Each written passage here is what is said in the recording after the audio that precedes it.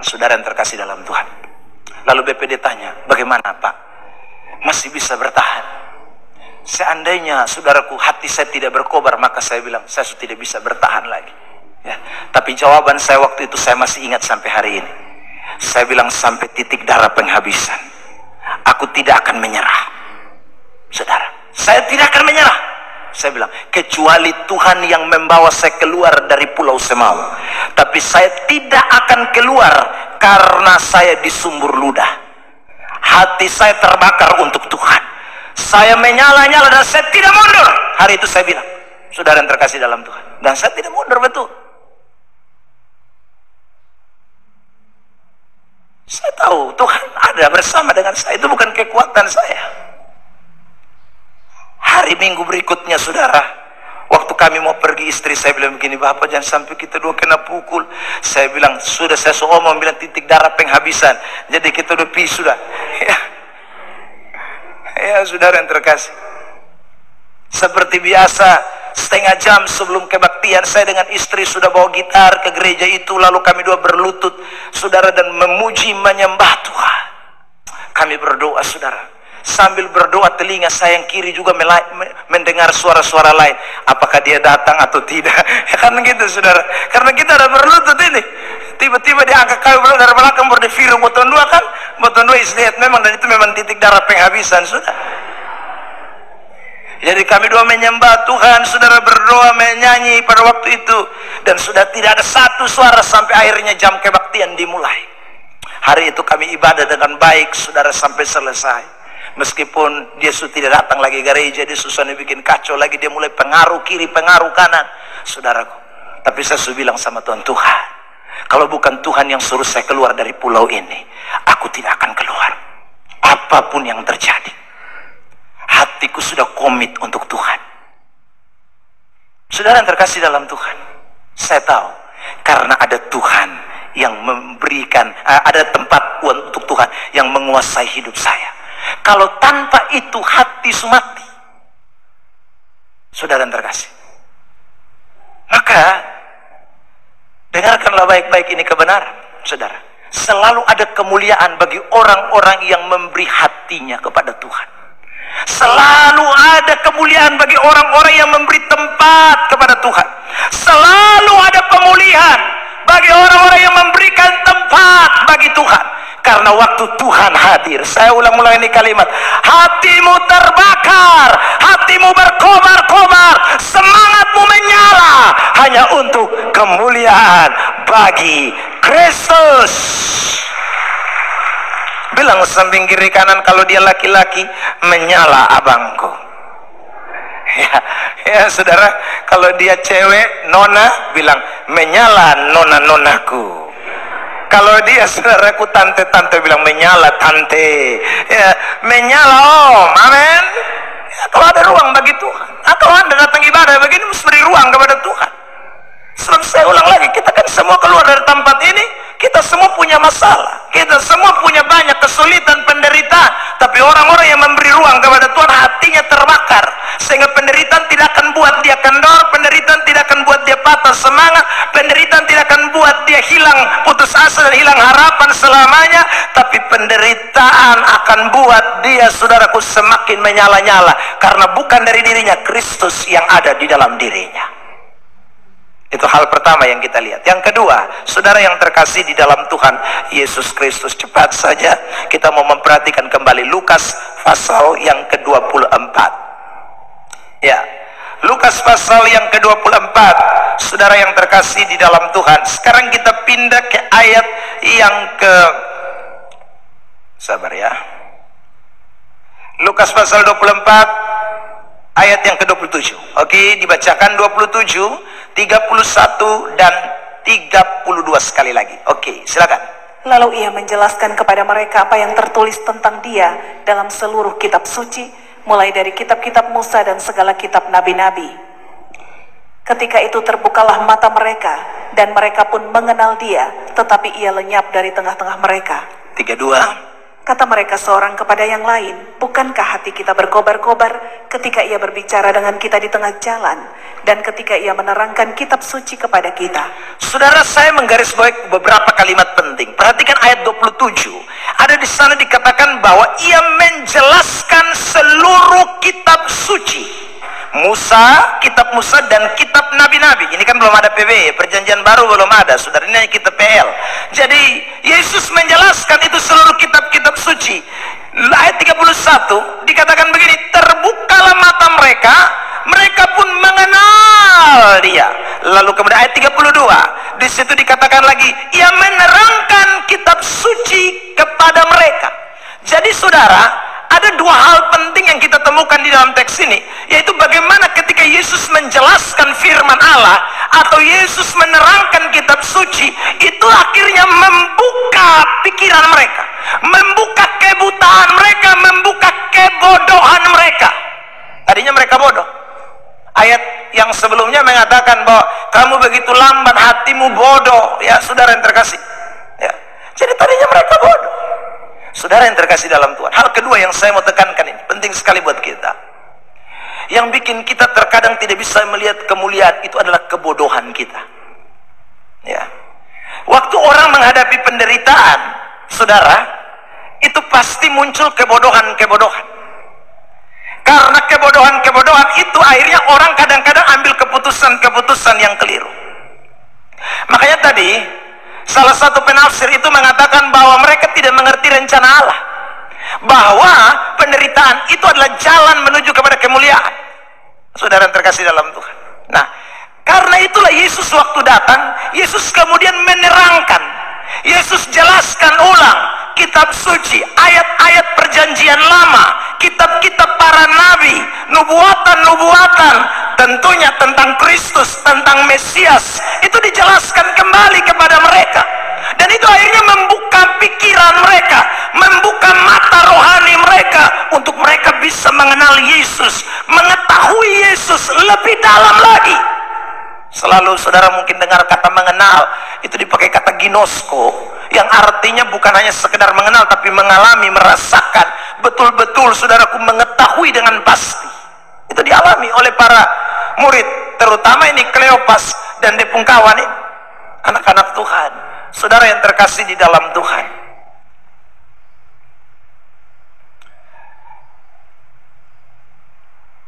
Saya pergi berdoa untuk orang sakit. Lalu saya bilang begini, kakak, tolong kopi rumah sakit dulu. Dia langsung bantah saya, bapak tidak bisa bapak. Kenapa? Soalnya tim doa ada bilang. Tim doa bilang apa? Ini kalau beta pergi rumah sakit bapak, beta langsung mati. Kok bisa? Pergi rumah sakit langsung mati? Iya bapak, karena beta ini bukan sakit biasa. Oh, sakit apa? Beta ini sakitnya karena kena racun dari orang, kena angin jahat bapak. Jadi kalau angin jahat dan kena suanggi atau kena racun dari orang, itu tidak bisa ke rumah sakit bapak. Sebab begitu infus kena atau jarum suntik kena, langsung putus napas. Oh, saya baru tahu hari ini. Ya, saudara, saya bilang, memang saya belum tahu ilmu kedokteran mengatakan seperti apa, ya saudara. Tapi saya menganalisa apa hubungan infus dengan angin jahat. Lalu ketika mereka dua bertemu, maka bertabrakan sehingga napas putus. Nah ini waktu pembadan sukurus nih, saudara. Maka beta desak dia tidak mau pergi rumah saya, lu BPJS padahal ada. Saudara yang terkasih, BPJS ada. Saya ini berdoa supaya jangan sakit karena saya tidak ada BPJS. Tuhan, aku jangan sakit Tuhan ya. BPJS. Ini nih yang tinggal pilu tidur di rumah sakit aman-aman sah. Kok berat apa? Sampai beta bilang sudah beta yang muat bapak pi, beta yang muat kakak, beta yang muat pi rumah sakit. Saudara, kalau memang takut karena apa mesti sewa mobil, mesti karmana, sudah beta rela antar. Misalnya bapak, ini racun bapak. Ini lihat, tim doa putar balik omong kosong yang tidak jelas. ya, dia tidak belajar Alkitab, ya, maka buta. Kalau sebuta, sesalah, waduh bahaya. Yang parah itu adalah pi ajar yang salah pi orang lain. Nah, yang dengar salah lain, saudaraku coba tahu baca Alkitab baik. Nah, kadang orang tidak bisa melihat kemuliaan Allah karena kebodohannya, karena tidak belajar, karena tidak memberi hidupnya untuk mengenal tentang kebenaran yang sesungguhnya. Itu bahaya sekali. Maka saudara yang terkasih dalam Tuhan, dengar baik-baik ini. Orang-orang Kristen, anak-anak Tuhan, makanya Alkitab itu penting sekali untuk kita pelajari. Kalau betul senang pelajari, aduh, nanti kita bodoh terus. Ya. Nah, itu ciri saya ulang lagi Kristen palsu. Kristen palsu itu tidak mau belajar kitab suci dengan benar. Kristen palsu itu yang lebih mengenal, saudaraku, pengalamannya, saudaraku, mengenal sesuatu yang dianggap itu adalah supranatural, tapi sebenarnya bukan datang dari Tuhan. Saya khotbah beberapa hari yang lalu dengan tema arwah orang mati tidak bisa merasuki orang hidup. Saudara yang terkasih dalam Tuhan, tema itu. Waktu saya khotbah selesai, ada seorang bertanya kepada saya begini, Pak Pendeta, memang betul kalau arwah orang mati itu tidak bisa kembali. Tetapi bagaimana Pak Pendeta kalau kita kerasukan, kepenuhan roh, tapi roh rasul-rasul? Rasul siapa yang datang rasul lu? Ya, saudara. Jadi katanya Rasul Petrus itu datang dan masuk ke dalam pribadinya, lalu dia berkata-kata seperti Petrus. Hai, Petrus kurang kerjaan apa kok dia datang masuk di lu? Saya bilang itu ayat dalam kitab Ayub dan dalam kitab Pengkhotbah tidak ada pengecualian. Pokoknya semua orang mati tidak bisa lagi merasuki orang hidup. Entah dia rasul, entah dia pendeta, entah dia jemaat biasa, entah dia tukang ojek, jaga parkir, pokoknya sumati, selesai. Amin. Roh kembali kepada Bapa, tubuh di dalam kubur. Ya, itu Alkitab. Jadi tidak ada, jangan saya mati tiba-tiba baru saudara bilang roh pendeta Eben masuk ke dalam diri saya dan saya mulai berkhotbah, haleluya. Itu roh setan pasti. Ya saudara, saya bilang sama dia, Alkitab bilang saudara, setan itu bisa menyamar bukan hanya saja sebagai manusia, malaikat saja dia bisa. Nah, malaikat terang saja dia bisa, apalagi cuman jadi sapa. Saudara yang terkasih dalam Tuhan, nah ini ingat baik-baik, karena kadang-kadang orang Kristen itu tidak terbuka debu mata, mata rohaninya tertutup, bodoh, tidak mengenal Tuhan. Saudara yang terkasih dalam Tuhan, kita harus beri, memang kita kadang ada dalam kebodohan, tapi ciri Kristen sejati, saya ulang ini kalimat, ciri Kristen sejati itu selalu rindu mengenal, selalu kepengen tahu, selalu lapar dan haus akan kebenaran, tidak pernah puas akan hal-hal rohani. Itu Kristen sejati. Beri tepuk tangan terbaik buat Tuhan. Loh, tidak ada orang yang sesempurna pintar, tidak ada. Semua mesti belajar step by step. Rasul Paulus dia bilang, aku merasa bahwa aku ini belum sempurna, tapi aku terus mengejar-ngejar. Filipi 3. Mari lihat itu ayat 13 dan 14. Perhatikan ayat 13. Saudara-saudara, ya, aku sendiri tidak menganggap bahwa aku telah menangkapnya, tetapi ini yang kulakukan. Aku melupakan apa yang telah di belakangku dan mengarahkan diri kepada apa yang di hadapanku. Saudara lihat itu. Aku sendiri tidak menganggap aku sudah menangkapnya. Aku sendiri masih terus. Kalau saudara lihat konteks ini, Filipi 3 ayat 10, dia kan mau kenal Tuhan lebih dalam lagi. Itu. Mengenal Tuhan lebih dalam lagi. Ayat 10 itu. Ya bacalah. Saudara lihat. Yang ku kehendaki ialah mengenal Dia dan kuasa kebangkitannya, dan persekutuan dalam penderitaannya, di mana aku menjadi serupa dengan Dia dalam kematiannya. Ya, jadi kalau saudara mau mengenal Tuhan, tapi saudara sudah rasa cukup, rasa puas, rasa supintar, padahal sebenarnya bodoh. Sudah bisa. Betul, mesti sama ke Paulus ayat 13 tadi itu. Ya, mesti rasa tidak anggap bahwa saya sudah tangkap. Saya tidak rasa bahwa saya sudah sempurna, tapi saya masih terus kejar, bahkan bukan hanya kejar, lari. 14, lihat. Dan berlari-lari kepada tujuan untuk memperoleh hadiah, yaitu panggilan surgawi dari Allah dalam Kristus Yesus.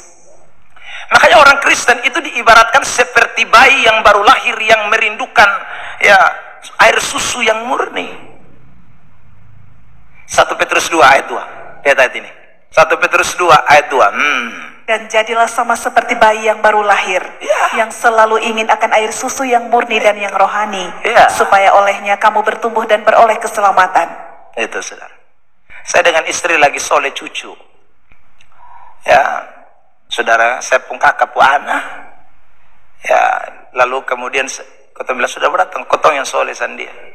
Tahu anak kalau soleh itu, ya, dia tetap rindu air susu mama. Jadi tengah malam dia bangun menangis. Ya, menangis karena air susu yang murni. Orang Kristen tuh begitu. Dia mesti sama kayak anak bayi yang terus merindukan air susu yang murni. Tidak boleh tidak. Firman Tuhan itu harus. Yesus berkata, berbahagialah orang yang lapar dan haus. Matius 5 ayat 6 kan. Akan kebenaran. Tidak boleh tidak. Terus lapar haus, lapar haus, lapar haus. Karena dengan demikian Anda dan saya akan mengenal Tuhan. Kalau mengenal Tuhan, penderitaan boleh datang, kesulitan datang. Tapi kita semakin kenal Tuhan. Dan semakin kenal Tuhan itu membuat kita melihat kemuliaan Tuhan. Akan terus melihat kemuliaan Tuhan. Dan itu ciri Kristen sejati. Amin. Amin. Bilang samping kiri kanan, jangan malas dengar firman. Apalagi ajaran-ajaran yang mendasar loh, saudara. Saya khotbah di salah satu persekutuan di Kota Kupang ini. Dia minta sama saya untuk membahas khusus tentang doktrin. Saudara, bagi saya itu agak berat loh. Mengapa? Saya cukup banyak keliling persekutuan doa. Rata-rata kan khotbah di persekutuan doa itu kan pindah-pindah orang.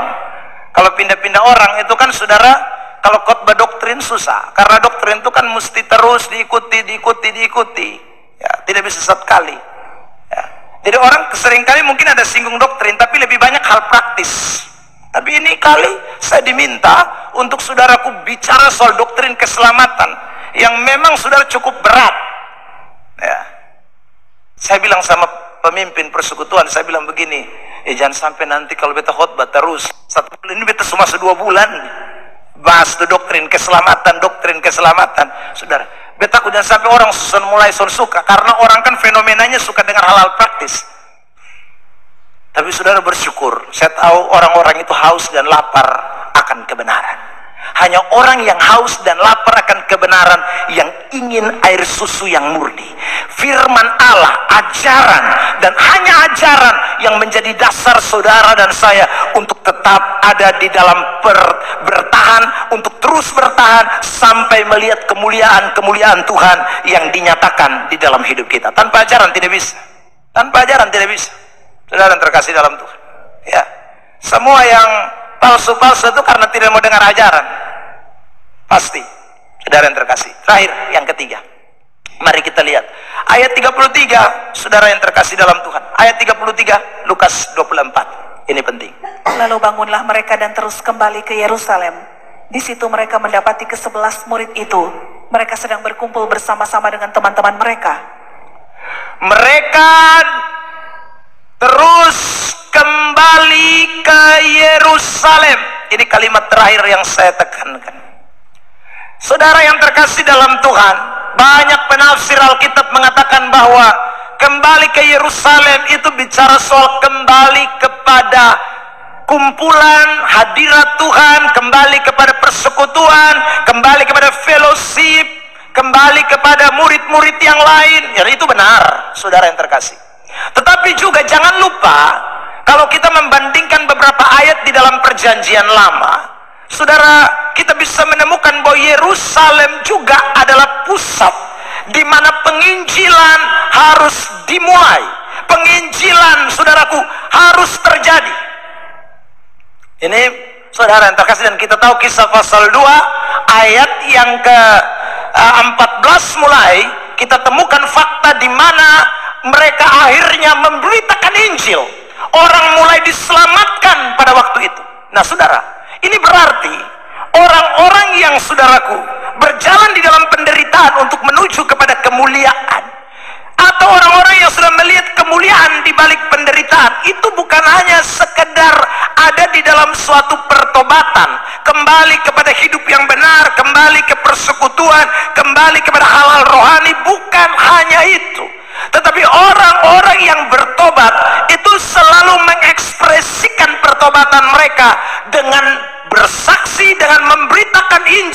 dengan mempunyai hati misi, itu adalah menjadi bagian dari orang-orang yang mengalami pertobatan.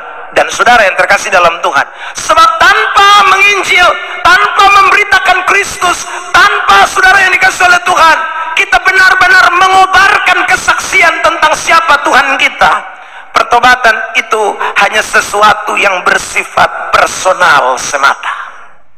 Ya, apa artinya? Saudara yang terkasih dalam Tuhan, ya, akhirnya Anda bisa jadi orang yang self confidence.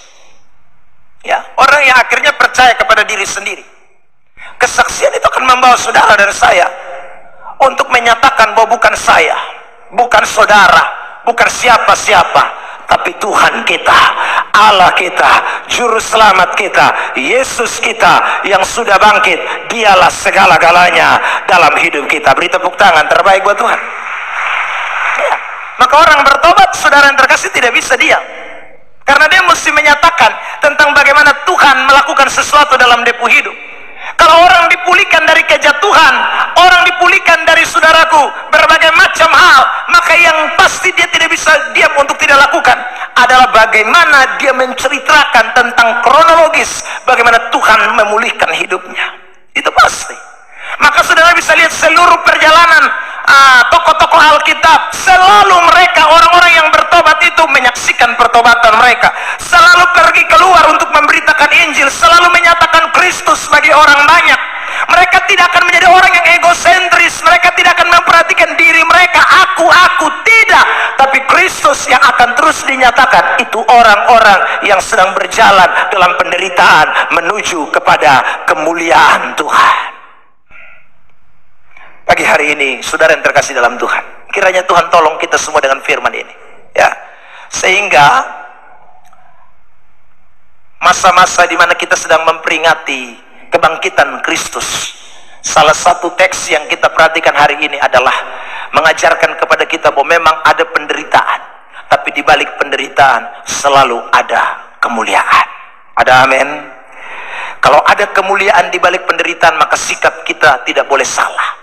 Saudara yang terkasih dalam Tuhan, ingat baik-baik, ya, dalam kondisi apapun, mari kita semua belajar untuk memberi tempat kepada Tuhan.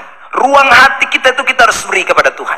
Yang kedua, jangan malas untuk diajar, dididik, dinasehati, ditegur oleh firman Allah. Buka hatimu, beri kerendahan hatimu kepada Tuhan untuk terus mengajar engkau kepada kebenaran lepas kebenaran. Lalu yang ketiga, dengar baik-baik saudara yang terkasih dalam Tuhan, orang-orang Kristen yang berjalan dalam penderitaan dan pasti menuju kepada kemuliaan adalah mereka yang sungguh-sungguh bukan hanya bertobat, tetapi tahu pertobatan itu adalah alat yang Tuhan berikan kepada kita untuk menjadi kesaksian bahwa Kristus di atas segala-galanya. Beri tepuk tangan sekali lagi yang terbaik bagi Tuhan Yesus. Pemain musik mari maju ke depan, singers WL semua, kita mau bersyukur buat firman yang kita dengarkan pada pagi hari ini.